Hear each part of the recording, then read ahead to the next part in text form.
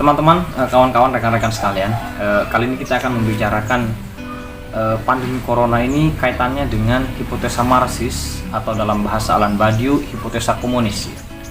Apakah virus corona yang sudah menjadi wabah dunia ini akan menjadi faktor bagi runtuhnya sistem kapitalis entah besok, lusa atau bulan depan, dan sebagai gantinya adalah sistem sosialis komunis.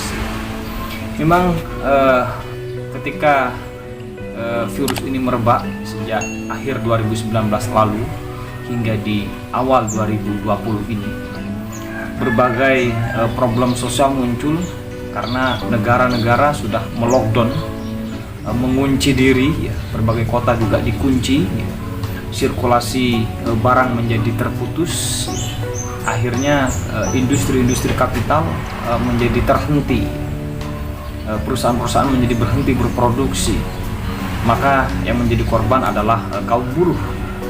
Ratusan hingga bahkan jutaan buruh sampai saat ini sudah di PHK oleh kapitalis.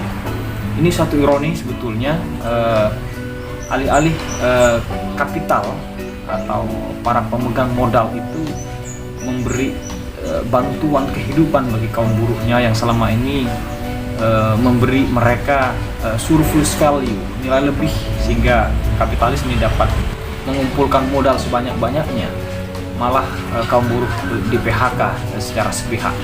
Ini satu pengkhianatan yang mungkin tidak akan pernah kita lupakan dalam sejarah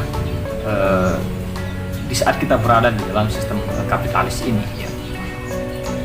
Lalu kemudian gejolak lain yang ditimbulkan oleh virus corona ini adalah ekonomi global menjadi tidak menentu juga karena pertukaran antar negara, sirkulasi bahan yang menjadi bahan mentah di setiap produksi-produksi yang ada di negara menjadi terputus juga karena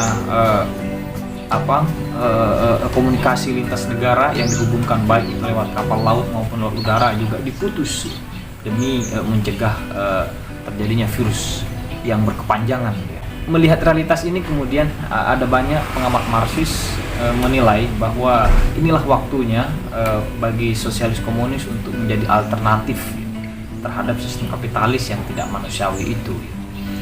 Bahkan di berbagai negara, menurut para kaum Marxis ini sudah melakukan nasionalisasi terutama bidang-bidang penting, ya. Misalnya sektor farmasi, sektor transportasi misalnya sudah dinasionalisasi, dikuasai oleh negara untuk memberikan keselamatan kepada warganya. Kemudian nasionalisasi ini dapat diteruskan ke berbagai perusahaan-perusahaan swasta yang sudah mulai bangkrut misalnya, sehingga nanti negara dapat menguasai secara total kira-kira sektor-sektor penting dari industri-industri yang itu bisa digunakan nantinya jika dapat dikelola dengan baik oleh negara itu adalah untuk menggaji warganya, baik yang kaya maupun yang miskin.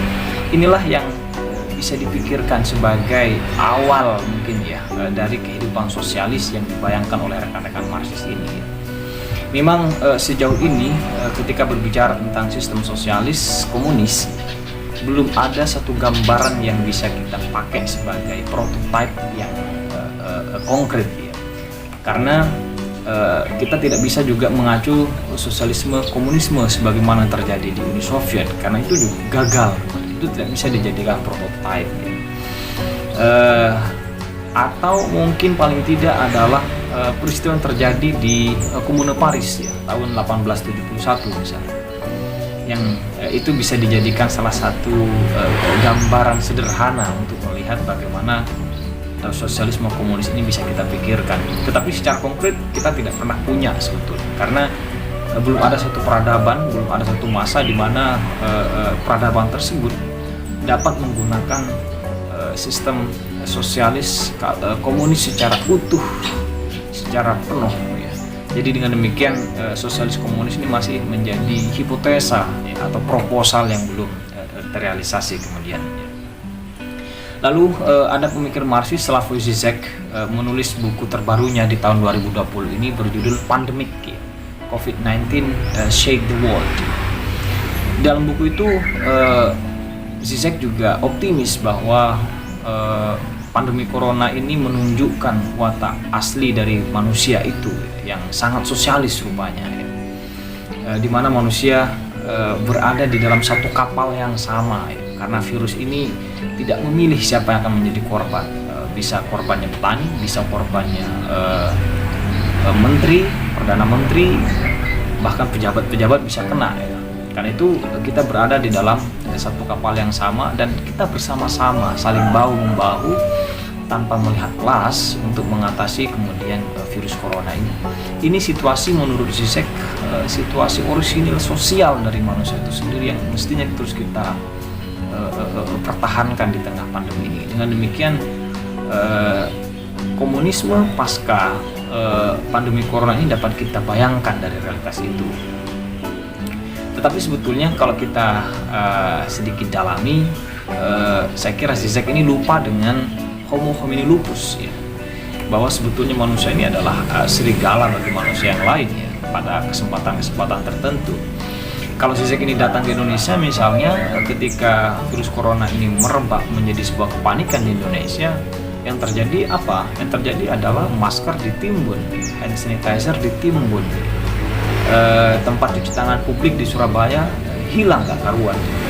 Itu justru mengambil kesempatan di dalam kesempitan, ya, mengambil menari-nari di atas penderitaan yang sedang dialami oleh bangsa ini. Itu terjadi sebetulnya. Tetapi katakanlah itu peristiwa yang parsial di Indonesia saja, ya. Namun kalau kita coba lihat lebih jauh lagi, lebih luas lagi, misalnya di dalam konteks sejarah kita, saya kira belum ada sejarah revolusi di dunia ini yang itu lahir dari peristiwa wabah yang disebabkan oleh virus tertentu yang mewabah lalu kemudian terjadi revolusi, ya. Bahwa kemudian wabah ini menciptakan suatu pemberontakan itu pernah terjadi di Prancis misalnya pada abad ke-19, ya. Ketika Prancis mengalami wabah kolera besar-besaran, ya. Tetapi belum ada revolusi. Kalau kita lihat revolusi di Iran, revolusi di Rusia, bahkan yang terjadi di Indonesia, di Filipina, itu sama sekali tidak disebabkan oleh wabah, melainkan suatu perjuangan yang dilakukan oleh para pejuang-pejuang kebebasan, pejuang yang memang punya semangat untuk hidup bersama, punya semangat keadilan, ya, punya semangat anti kolonialisme, ya. Itu yang menjadi motif, ya, bukan wabah menurut saya.